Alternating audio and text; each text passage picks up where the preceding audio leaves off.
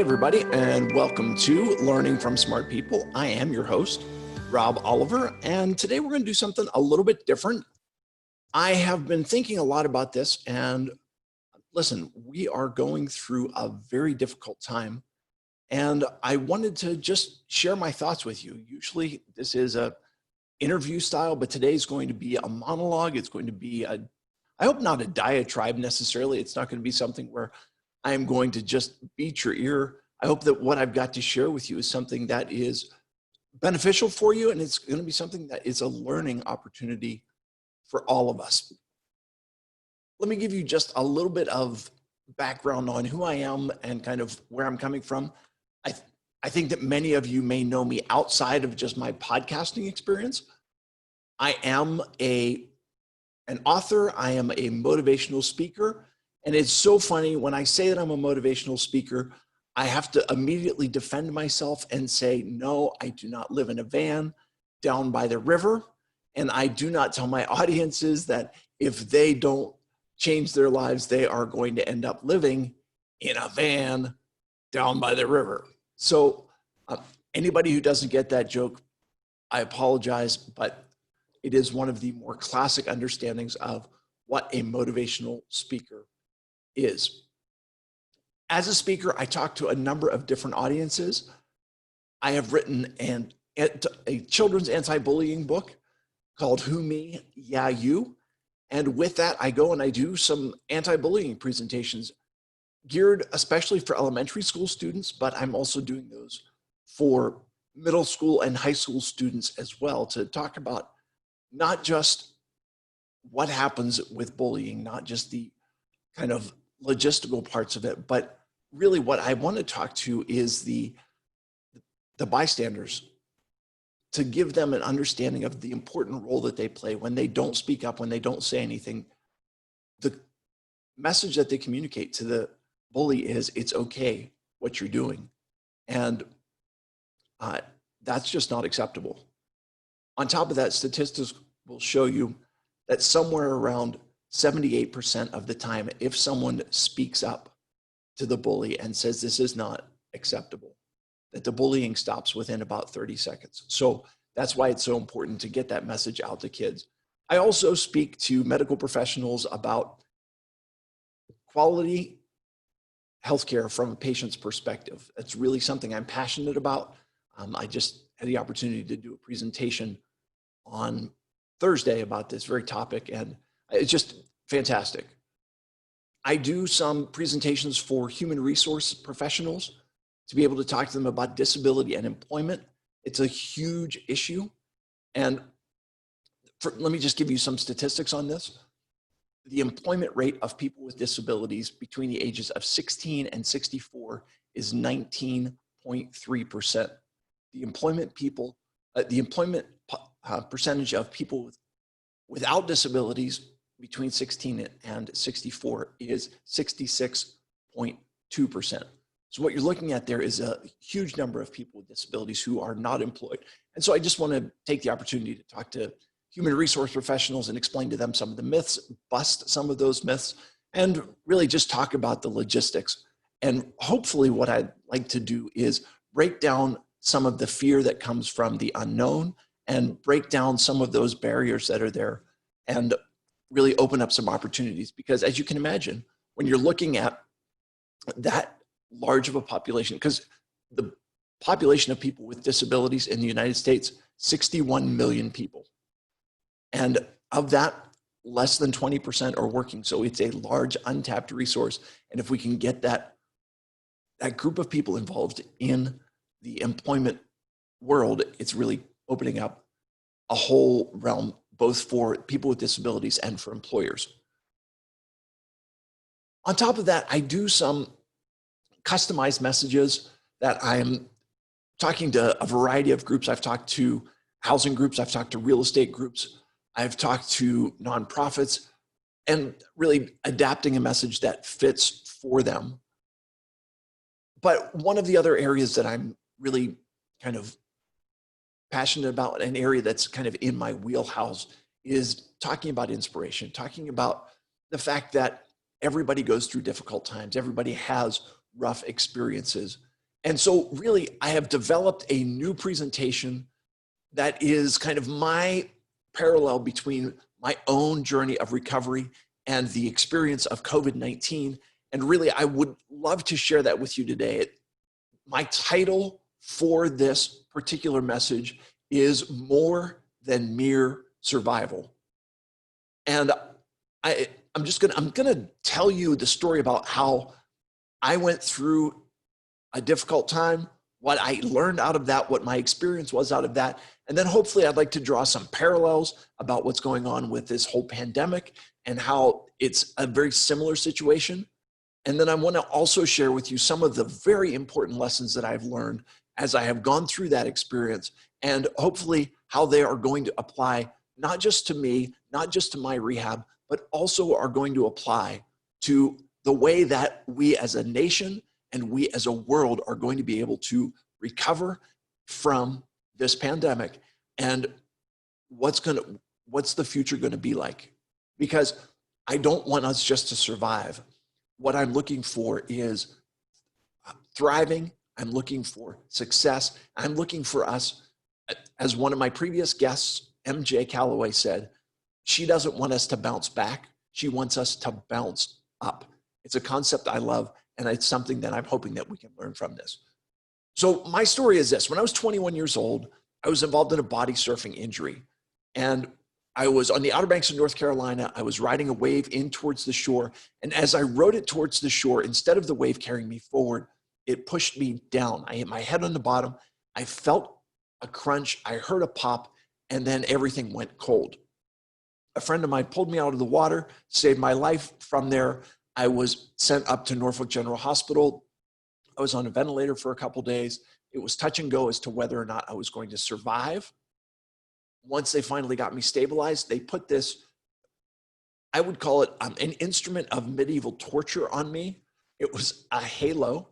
And what it was is it's a vest that went around my chest. It had 4 bars, 2 in the front and 2 in the back, that went up to a metal circle that went around my head. And from that metal circle, there were literally 4 screws attached to my skull. You can see up here on my forehead, there are 2 scars from that. Back on the back of my head, there are also some scars. Thankfully, my hair has grown over those and you can't see them.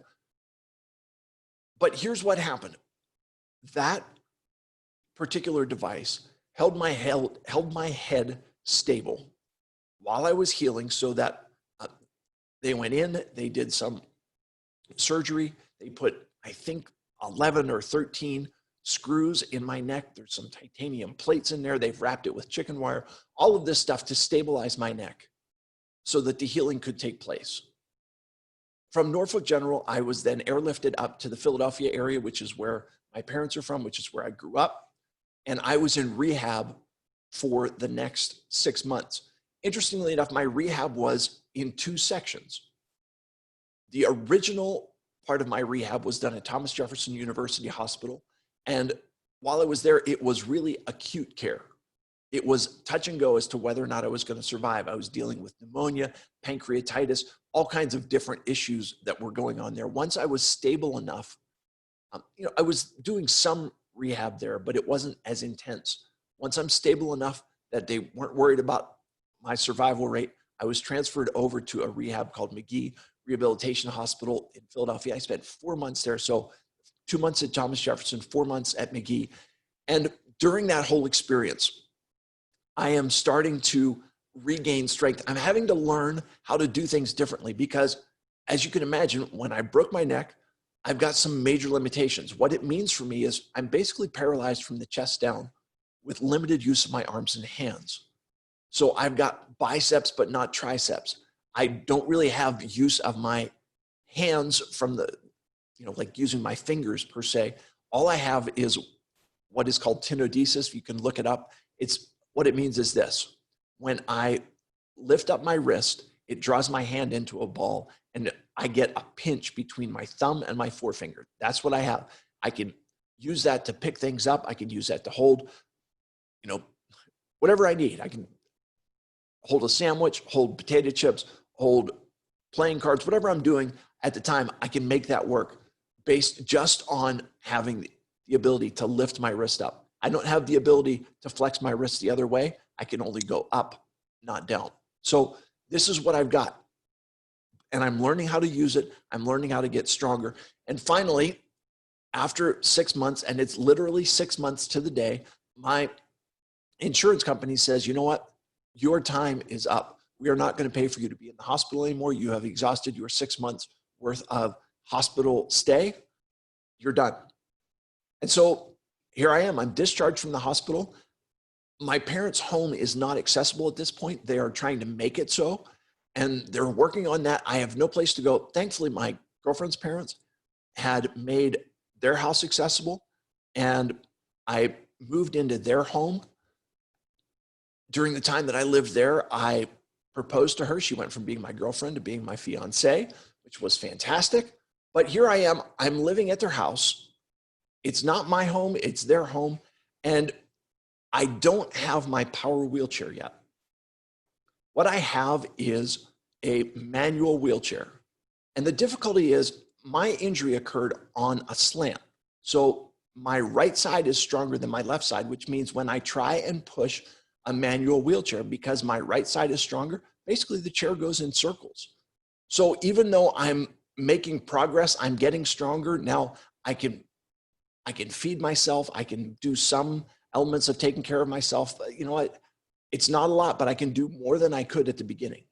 It's a slow process, but just even the ability to get around the house, I can't do it. What I'm able to do is just go around in circles, and it's very difficult, and it's very, very challenging. Finally, I get my power wheelchair. I move back into my parents' house, and now I have a power wheelchair. I can get around in the house. We also were able to get a van that had a lift in it so that I was able to get around outside. But now the problem is that I can't go by myself. I can't drive the van. Somebody else has to drive me, which is difficult. And so as I'm going through this experience, I'm gaining levels of strength. I'm getting levels of self-care. I'm getting levels of independence, but it doesn't all happen at once. It's going on a step by step by step recovery. Finally, I'm able to go and I get my driver's license back again. I now have a van that I can drive, and I'm able, for the most part, to be fairly independent. Now, when I say fairly independent, that means I still need help. I still need someone to help me get out of bed in the morning. I need someone to help me get back in bed at night. I need help, with different elements of self-care. I need help with, getting my food onto my plate for dinner. I can, hold my plate on my lap, but just even getting the food on it, it's not that easy. I can feed myself, but as I said, there are different levels of independence. And I am much more independent now than I was at the beginning. But what I came to realize is I can never go all the way back to where I was on August 19th, 1993. That was the day before my injury. I am never going to be able to go back there. What I can do, though, is figure out what do I have and what can I make work and how do I move forward with where I am. And really, that's the parallel that I see going on with the world of COVID right now. Our country, our world was given a devastating setback. And all of a sudden, everything got shut down. And there is a major concern. Are we going to survive this pandemic? Are we going to make it through? And for the first little bit, it was a matter of this is running rampant and there's a number of people dying. And how do we make mitigating risks? How do we take care of this and make sure that we're safe? And what we need to learn is this: we can never go back to pre-pandemic state. We are never going to be able to just go 100% back. And let me give you an analogy, because when I was in rehab, there were guys that I was in rehab with, and their basic take on it was this: listen, we were told that in the next 3 to 5 years, they were going to come up with a cure for spinal cord injury. And these guys were like, this is great. I'm excited about this. And so their basic take on life was this: I'm going home from rehab. I'm going to sit in my house and I'm going to wait until the cure comes out for spinal cord injury. And when that cure comes out, I'm going to flip the switch from off to on. I'm going to just pick up back where I was. And I'm just going to resume my old life. There are two things about that that I want to point out. Number one, they have not come up with a cure for spinal cord injury yet. At this point, they tell you it's 2 to 4 years away. And okay, so that means in the last 27 years, they've made a full year of progress on the whole thing, which is kind of sad. But the other piece is this. I've come to understand that if there is a cure for spinal cord injury, the likelihood is that it's not going to be a complete cure. It's not going to be something that immediately reconnects all of the nerves in my neck with all of the nerves below the level of my injury. So it's not going to be a complete cure. It's only going to be a partial cure. And so even if there is a quote unquote cure, it's not going to get me back to August 19th, 1993. I will never get back there. There's always going to be some degree of limitation. There's always going to be some degree of obstacles, of barriers, of difficulty. It's always going to be there. So the challenge becomes, okay, if we're going to do something about this, if we're going to move forward from this, what is it about? And it's, like I said, it's not going to be waiting to flip the switch. We can't just wait for the miracle to come that will allow us to go back to where we were. Additionally, we have to understand that there are limitations in the world. There are obstacles that we are facing. As a world, as a country, as individuals, we are all facing difficult times, difficult circumstances. If we are just waiting for the cure, if we are just waiting until things get better, we sit and we wait and we wait. And here's the sad part about it. The thing that I've realized is this: we are only given so many minutes in our lives. We don't know how many minutes we have, but we have only so many minutes to live. And if we choose to wait, what we are doing is we are just giving those minutes away. There are minutes that we are never going to get back. There are minutes that we are never going to be able to do anything else with. As we wait, we give away the gift of the present. So the question then is, what do we do right now? How do we build on where we are right now? And that's where I want to get into some of the lessons that I have learned through my experiences of recovering and rehabilitating from what most would call a devastating injury. So in that, the first thing that I had to come to realize is, who am I? Number one, I am not defined by my physical condition. I'm not defined by being in a wheelchair. I'm not defined by having a disability. I'm not defined by my limitations. I am Rob. The fact that I have a spinal cord injury does not change that. I still have the same terrible sense of humor. I still have the same character flaws. I still have the same outlook on life. I still have the same beliefs. I still have the same faith. The essence of who I am cannot be taken away from me merely because my physical circumstances have changed. I believe the same lesson applies to us as Americans. And wherever you are from, whatever your background is, I think that it applies to us as humans as well. And here's what I mean. America is a country that was founded on the principles of entrepreneurship, the principles of freedom, the principles of liberty. And I honestly believe that those principles are principles that are inherent to all of us as humans. For example, why does life begin at all?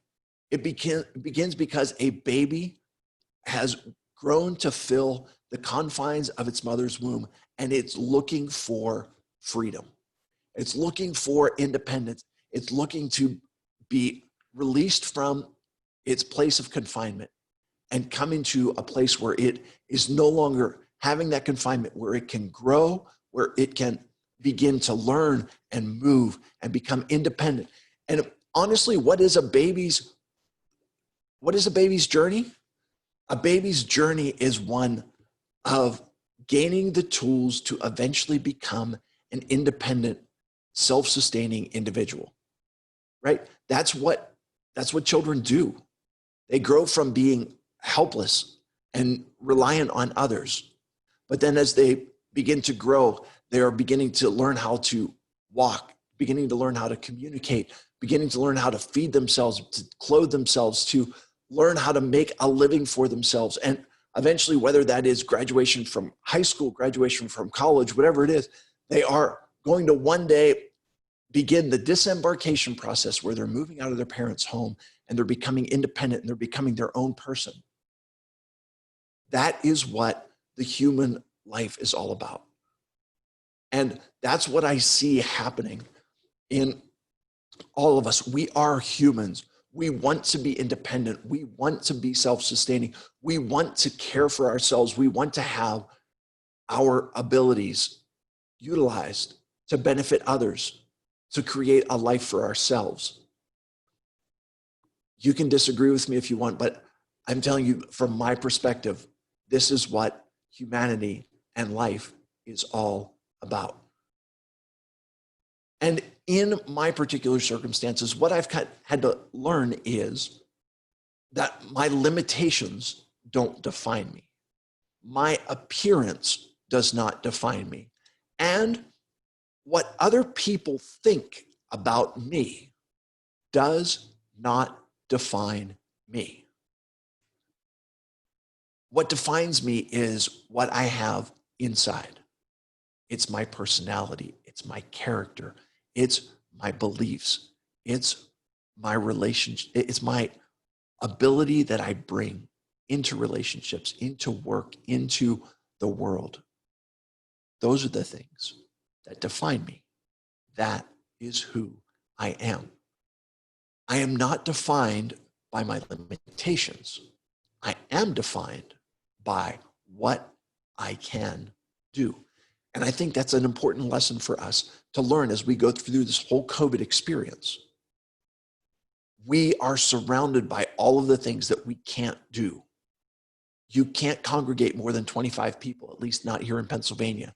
You can't go outside without wearing a mask. You can't, and the list of things that you can't do is longer and more daunting than I would ever want to imagine that it could have been. We can't do this and we can't do that. And as such, it becomes very difficult because we become so focused and we like, why can't I do this? I want to do this. I used to do this. This is what I want. I don't want the limitations. I had to come to grips with that very thing in dealing with my injury to understand the question is not what am I unable to do? The question is, what can I do? And that's really, I think, all of us have an opportunity right now to say, what are my abilities and how do I use those abilities to impact the world around me, to make a difference in the relationships that I have, my abilities to encourage and build up other people, to listen to other people, my abilities in employment, my abilities to, John Wooden, the basketball coach, said something along these lines: nobody ever achieved greatness by focusing on what they can't do. So as I'm recovering in the rehab process, the question becomes, what do you want to do in life? And I began to really look at, what are my goals in life? What do I want to achieve in life? And as I began to lay out those goals, my occupational therapist basically said this: you set the goals and then I will work with you to achieve those goals. You may not do it like you used to do it, right? It's not going to be done like it was August 19th, 1993. It's not going to be done like it was pre-pandemic. It's not going to be done like everybody else does it. Different countries are doing things different ways, and different organizations are doing things different ways. Different states are doing things different ways. Everybody has a different way of doing things. And you may not be able to do it like everybody else does it. It's going to take creativity and it's going to take perseverance. But whatever your goals are, you will be able to reach them if you're willing to put in the effort and willing to be creative in how you use the abilities that you have to achieve the goals that you have set for yourself. because this is ultimately what it's about. The question becomes, how do I engage the world? Because for me, it's been a very obvious change. No longer do I walk around and engage the world from a standing perspective. No longer do I have that hands-on experience. I'm engaging the world in a different way. And with COVID, we're engaging with other people in a different way. A lot more virtual stuff, a lot more stuff that it's just different. But here's the beauty of it. We are still engaging with other people. And so the question is, as we engage the world, how do we use the abilities that we have to make a positive impact? I came to learn this as well. Everybody's got limitations. Everybody faces adversity. Everybody faces difficulties. I had, listen, the cover of my second book, my first book was called Still Walking. My second book is called Still Falling. And Still Falling, the cover is footprints through the snow. And the reason I chose that is because in the wintertime, walking through the snow is a dangerous trek. There's ice, walking through snow itself is difficult. And there are hidden dangers underneath the snow. And the fact is this, as we are going through life, right now, the environment is harsh. It is set up against us. But when we fall, and we are going to fall, there is a major danger of not doing anything. If we don't do anything when we fall, we become immobilized. And if you fall in the snow, you deal with hypothermia, you deal with frostbite, and eventually you deal with death due to exposure. Okay? That's what comes when we fall and we don't do anything. There is then the danger that says, listen, it's snowing outside. I can't go anywhere. I'm not going to do anything. And I'm just afraid. If we are immobilized, if we are completely just afraid to do anything, our ability to make an impact, our ability to use the strengths that we have is taken away because of fear. There's also this, when we fall, we need to get back up. And when we get back up, there also needs to be this, we need to learn from the experience and to understand what happened, what can I learn from it, and how do I make sure that this doesn't happen again? So we're going through a difficult time. We're going to have some stumbles. We're going to have some falls. We need to learn from those and say, how do we progress? How do we move forward in that? Being human involves having weaknesses. We have a fear of comparing ourselves to other people and being less than other people. We have a fear of other people seeing us as being less than perfect. Sometimes we deal with imposter syndrome where listen, I feel this when I'm doing my public speaking, right? Like, I'm just little old Rob Oliver. Why would anybody listen to me? But what I've come to understand is, listen, I've gone through these experiences. I've had this, and all I'm doing is sharing the gist of being human. And in that, sharing life lessons. And those are what I'm sharing. It doesn't make me any better than anybody else. I'm not sharing my message because I have anything. I'm just sharing it because of how it speaks to the heart of humanity. The last thing that I want to talk about, and I really want to close with this, that going through adversity, going through difficult times actually has benefits, right? Think about this. As we go through adversity, it's going to build strength. Muscles are not built by sitting on the couch. They are built by strenuous activity. They are built by dealing with adversity. Lifting weights is picking up adversity and moving it, right? The weights are difficult. It's not easy, but as we do that, it builds strength. Additionally, it reveals character. It shows who we truly are on the inside. Character is not built during adversity. Character is revealed during adversity. And so my challenge is that wherever you are and whatever you're going through, make your decisions about what is true and what is your guiding principles for life right now. And as you go through the difficult times, that will show up again. The last thing is that I want to close up with this. Adversity allows growth. And actually, no, adversity forces growth. And this is the story that has really stood out to me. It's the story of the lodgepole pine. The lodgepole pine grows in Western United States and in Western Canada. It grows in extremely harsh environments, dry, rocky terrain. That's where it grows. It grows up to 160 feet tall. It can be a very large tree. It grows to be up to 7 feet in diameter. Here's a really cool thing about it. The branches are elastic and they are super hard to break. So it's growing in a harsh environment. It is difficult to break it because it's flexible. It's got many uses, both for building and for medicinal purposes. It's a stately tree that has been recognized in the province of Alberta as the provincial tree. And I tell you all of that to tell you this. The seed of the lodgepole pine cannot germinate unless it goes through a forest fire. That seed is covered in a very airtight, watertight resin, and that resin will only melt in the presence of fire. The adversity has to come through for the lodgepole pine to grow and to take off. I think that's the same thing, that we have an opportunity in our lives. We're going through a rough time. We're going through the fire, but the fire gives us an opportunity for growth.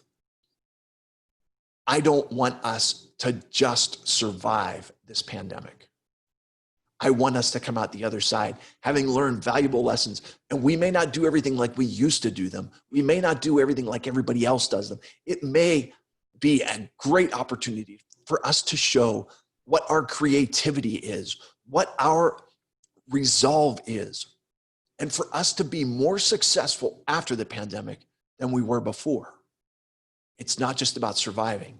It is about thriving. It is about succeeding. And I tell you all of this because, listen, I'm living proof. I have, after my injury, as a result of my injury, I am now a 3-time best-selling author. I have twice been awarded the Best of Annual Award as the top-rated motivational speaker in my hometown of Pittsburgh. These are things that are happening because of what I went through. And if you ask me, Rob, would you have changed that day? Would you have gone back to August 20th, 1993 and said, don't go in the water? I don't think I would have, because I have learned more as a result of the adversity than I would have if I hadn't gone through it at all. And I feel like the same thing can apply during this pandemic.